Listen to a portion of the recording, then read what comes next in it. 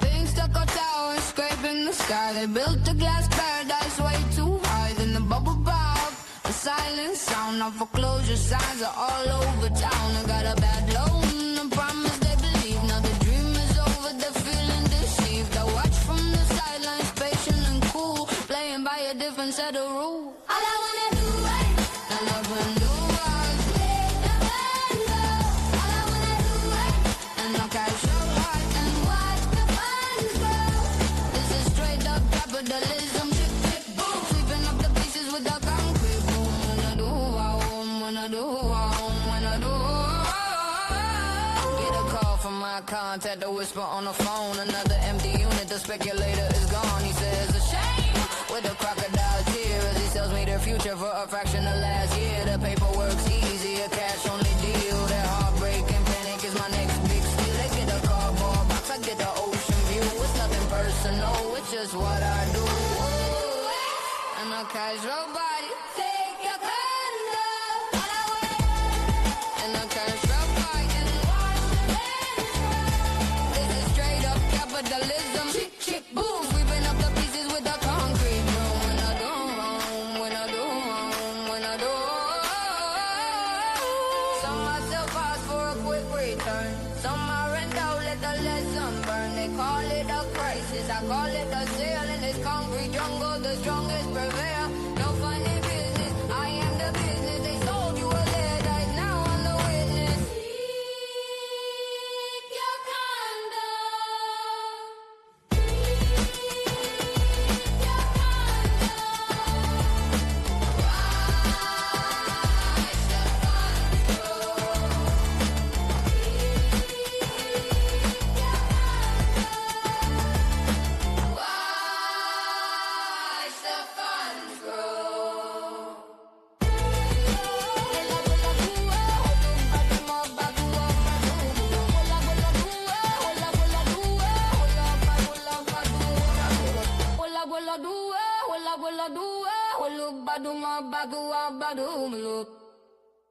Happy Thursday, Miami. If you're tuning in at 4 o'clock South Florida time, you are going to watch Condo Capitalism. It is a real estate distress podcast that I do every week at 4 o'clock South Florida time, Miami time, whatever you want to call it. I'm Peter Zaleski. I'm a condo consultant. I'm an expert witness. I'm also the founder of the Miami Condo Investing Club. Each and every week, we bring on an expert to talk about what's going on in the distressed real estate market. We're fortunate enough today, we have no one else but David Dweck. David is a private money lender. He's also the founder and the president of the Boca Real Estate Investing Club. Did I get that right? David, is it investing or investment club? Investment Club. So, David, welcome to the podcast. We're glad to have you here, and we can't wait to soak up some of that intel you're going to be able to share with us today. The intel and energy. Intel and energy. David, you set up the Boca Real Estate Investment Club, and it's effectively in southern Palm Beach County. The area you look at, is it primarily going to be Palm Beach County? You also get into Broward County, or are you South Florida wide, you statewide? So, great question. And Peter, thank you very much for having me. It's great to be with you today. And I always enjoy hearing your insight and having some fun too.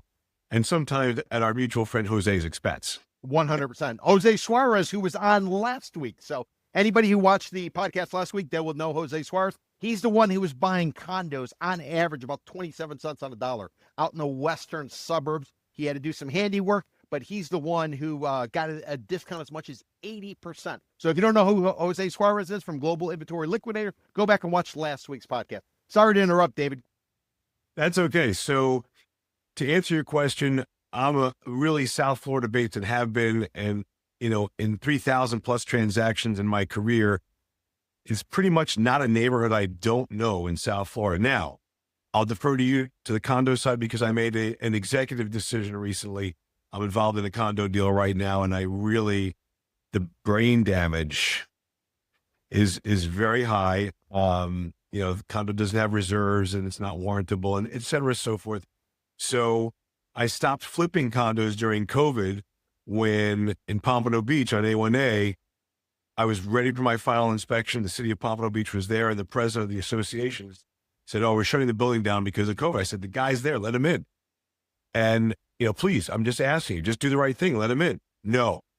So I called the condo president an asshole. And, basically that was the end of my condo flipping days in COVID. And, but I do Palm Beach County and Broward County. I do some lending in Miami-Dade County, but, the rules are different in Miami. And, Miami is its own distinct and unique animal. Yes, it is. I also, branched out to the Treasure Coast. So I do really like, beyond Palm Beach, I do like as high as Vero, and I've done stuff in Indiantown. I've done stuff in Jensen Beach and Port St. Lucie, Fort Pierce. So I'm familiar and I enjoy doing the business up that way. There are opportunities up that way. So, whether I'm on the lending side, I'm really not acting as a principal anymore in South Florida to buy, just occasionally, because frankly, I think taxes and insurance are a big, big challenge here. Don't talk about that too much, because I want to get into that as part of the podcast. David, we will. David, let me sort of set the rules of engagement for the audience. And I don't know where everybody's at, so some of the things we'll just kind of fill in the blanks for you. We'll assume maybe you know South Florida, but maybe you don't know South Florida. So first and foremost, South Florida, the way we define it, is going to be Miami-Dade County, Broward County, where Fort Lauderdale is, and then you get Palm Beach County, where Boca Raton is, as well as Mar-a-Lago, where President Trump goes and has his residence. Now, just north of that, you're going to get into the Treasure Coast. You will have Martin County, you will have St. Lucie County, and Indian River County. There we go.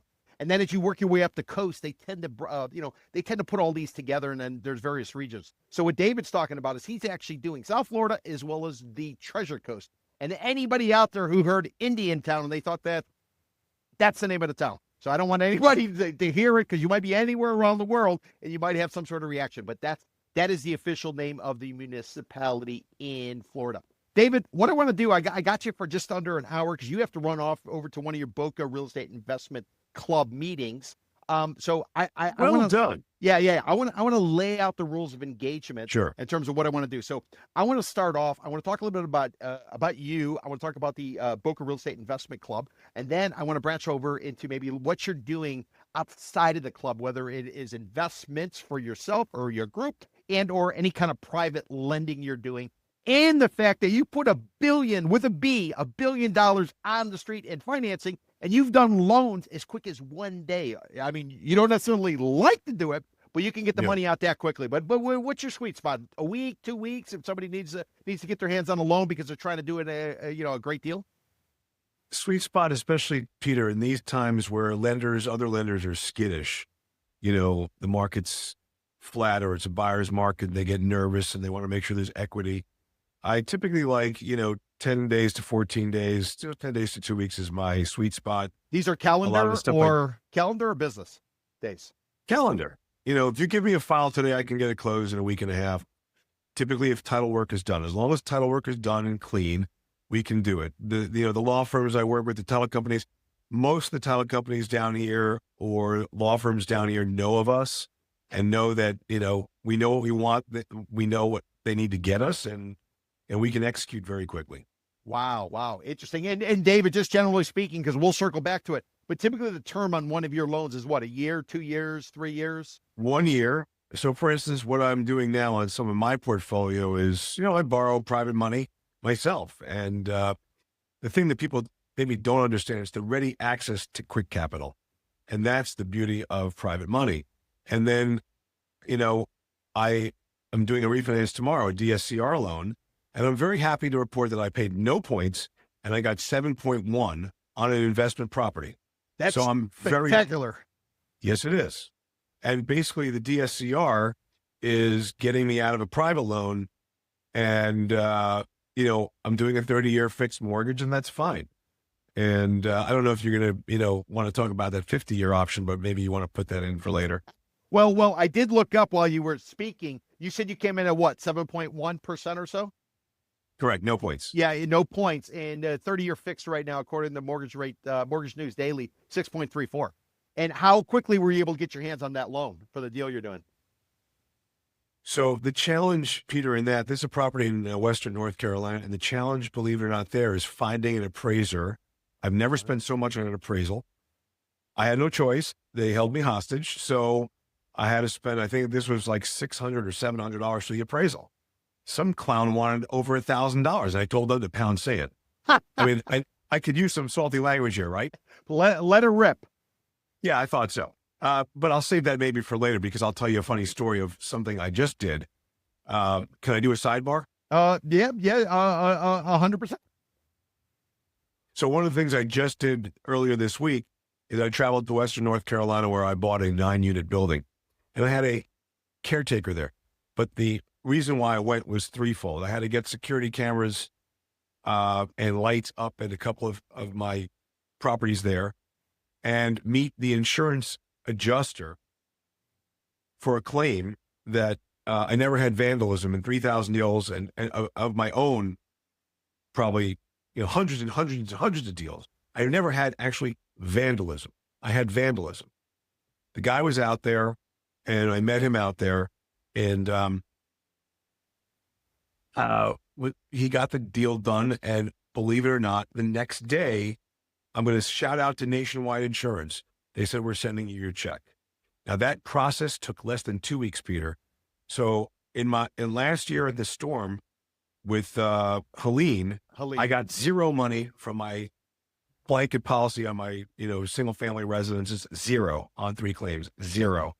And basically, I don't know why I'm paying such a high premium, but to the insurance companies in general. And the other thing that I did is I inherited a caretaker at this place. And I said, when I met him, his room was in order. He made his bed. I said, I'm going to let you stay here for free. You're going to do, the landscaping and do some odd jobs for me and watch over the place. Well, we had some incidents. And yesterday I had one of my guys send me pictures in advance of my arrival on Monday. He was sending me some pictures of this guy's room, and it was a shipwreck. So I said to him very nicely, because I'd hate to put somebody on the street. It was in the 20s that day. I said, I've given you plenty of opportunity to, to do the right thing, and you haven't. And he said, man, I don't appreciate you. Never thank him. I said, whoa, you know what? And then I went completely Brooklyn on him. Do me a favor, get your shit and get out. Just get out. I called the cops, had him removed. It was very easy. The deputy was awesome. Said, never come back here again. End of story. So my whirlwind trip to Western North Carolina was very exciting because, I have Mr. Excitement. Mr. Excitement, which is David, that's a perfect segue. You get down to South Florida, as everybody can tell from the accent and from what you just said. You got down from South Florida, some of 40 years ago or so. And then you went forward and you set up the Boca Real Estate Investment Club. Can you talk us a little bit about kind of what you did in between and what prompted you to set up the club? And then more importantly, if anybody's interested in maybe participating and or reaching out for, maybe they want to get their hands on some, cash for a deal they're doing. Could you kind of walk us through that? Your timing is excellent. I'll tell you why. So I went to the U, and I have dual allegiances because I'm a big Al fan too. That's my hometown team since I live in Boca Raton. And Florida Atlantic University, for anybody who doesn't know, FAU. Yep. Thank you, Peter, for that clarification. So my last job, I was in the cellular telephone business, and when you can make money selling cell phones. Back in the day. So long story short, the guy, when I started working for him, dangled the carrot, said, I want to make you a partner. He dangled it, and I gave him a few years. And in my 3rd year, I said, hey, what's the deal? And when he gave me the deal, I reviewed the paperwork. He wanted me to buy in. And I pushed that paperwork back to him, and I said, and in the meanwhile, I started to buy real estate. This is in the late 80s. I started buying real estate, pushed the paperwork back to him. I said, I'm upping my income, up yours. And I walked. And never looked back. Started buying real estate. And in 1994, started the book Real Estate Investment Club. Wow, And 1994. What? So 94. you just celebrated 31 years now. You're going on 32 years. February will be 32. Wow. Is there any kind of big party planned? And if there is, I'm sure Jose anniversary. Suarez from last week will make sure he gets on the list for some free grub. You know that. Well, I'll make sure that I tell him the different times so there's not enough grub for him to, wipe it all out and leave nothing for anybody else. Jose likes a great buffet, there's no doubt about it. And actually tonight is our meeting. So if folks in Miami and Casayuca want to come up, we love to have you. It's called Brick at Brick. We meet at the Boca Raton Innovation Campus the second Thursday of every month religiously. And tonight we're playing Deal of the Year. And by the way, Jose is competing.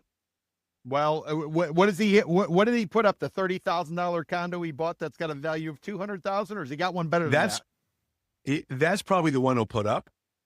And I'm leaving it up to him. And of course, the winner not only gets the trophy, but they're going to get a meal on me. And you know how much Jose is going to milk me for probably a Capital Grille dinner. But so it'll probably be something like that along those lines. And then, I have a special guest tonight. My friend Nikki Klein is going to be speaking, and she's a great speaker. And we're talking about a couple of things, and I just want to share that with you and with your audience because Please. I for this meeting, I devised the 3 C's. And the 3 C's are communication, culture, and community. And I think communication, Peter, in our generation, even though you and I are slightly different generations, we didn't function with smartphones when we were young, and we know how to communicate. That you're a data guy, whatever you want to call it, data journalist, you had to communicate because you needed to get the story. Yes. But for the younger folks, communication is key to be able to connect, express yourself, and really, and philosophically be able to make a deal. Culture, real estate culture, and I may be jumping ahead, real estate culture and the brokerage model that we know it, as we know it, will be completely different by 2030. This bullshit NAR legislation from a year ago made the attorneys rich, did nothing for anybody else, increased the paperwork, did not, as NAR spun it, or as, they said, make everything much more transparent. No, it's more confusing to both the consumer and to agents. So culture, we need to have a better real estate culture. And then community. Real estate is community. Whether you're an investor, real estate professional, title company, mortgage broker, whatever you do, we have a culture, and that culture needs to be elevated. For instance, in the culture of private lending, used to be known hard money lending, that got a bad stigma. We're trying to really get it to be, known as private lending. So, I mean, hell, that's what Wall Street did. I mean, I just heard something on CNBC. They were talking about, what's the state of the bank? There's a guy who leads J.P. Morgan. Some say the best bank in the world, but he leads Jamie Dimon. Yeah, Jamie Dimon. And Jamie came out and said something about the fact that, the banks, the FDIC, when you walk in, your money's insured. It's one thing, but they don't know what's going on with the private lenders because the FDIC's banks have to play by certain rules. And now there's concerns. And what Jamie Dimon said, who knows? You turn that light on, you might have roaches scattering everywhere, referring to the private lender side. So Wall Street has gotten to that in a big way because they know it's lucrative. They know that certain people, in order to do a without deal, a doubt, they got to get their hands on the cash relatively quickly, and they can't go through the bureaucracy of the traditional bank application. So and that's a very good point. And so the private lending space, post Dodd-Frank, I did have a mortgage license. And then I never did a conventional. I never did an FHA, Fannie, Freddie, none of that. Never did it. Yes. All I did was private lending. Mm-hmm. When the laws changed, we found the loophole where you can do business-to-business lending, non-owner occupied, non-second homes. That's my niche. I cannot loan to Peter Zalewski. I can loan to your entity. You're going to sign all kinds of paperwork saying you're not going to live there. This is a cottage industry. And yes, it's lucrative.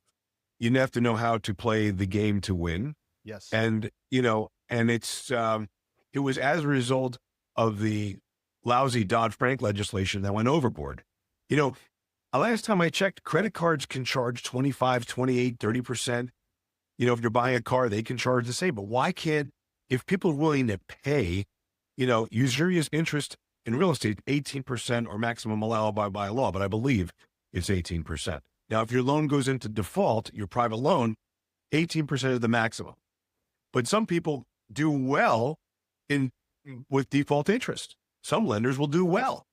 Later on down the road, if they've done their job and underwritten correctly, if that house goes to sale at courthouse steps, and if the principal was, let's say, 200, and the property is worth 500 or 600 now, and, that could be bid up.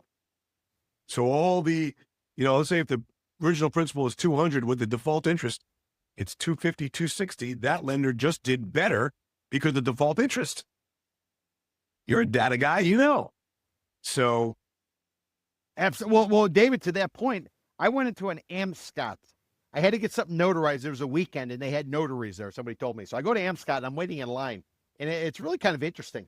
So I don't know if you've ever been in one, but if you go in one, they have it super consumer oriented, but they have to have stuff posted on the wall and to take a look at the rates that they're banging people on. Amscot basically is a place you go to. It's effectively a legalized loan shark, if you will, and you Correct. put up collateral. You're putting up like your car, your future paycheck, whatever.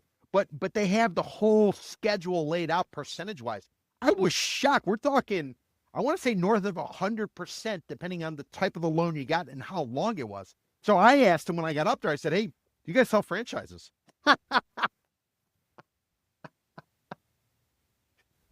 Same with the check cashing store. Check cashing, same thing. Yep. And they're all over South Florida. Yep. And even there's plenty of local neighborhood joints that cash checks. They may be a sandwich shop with a check cashing component in there. That's where they make the real money. Mm-hmm. They figured, hell, let me make them a sandwich while I bang them for a ridiculous fee. The VIG, 100%. Yeah. Yep. So David, you mentioned, remind me of 3 C's. That was community. What were communication? So communication, culture, and community. Communication, culture, and community. We were talking about that tonight after we played Deal of the Month and just talk about where the future is for real estate. So I'm just going to say, I'm not even going to say the Z word. They're not the big disruptor. Redfin is not the big disruptor. Old and tired brands. I'm sorry. I'm just singling out the first ones that come to my mind.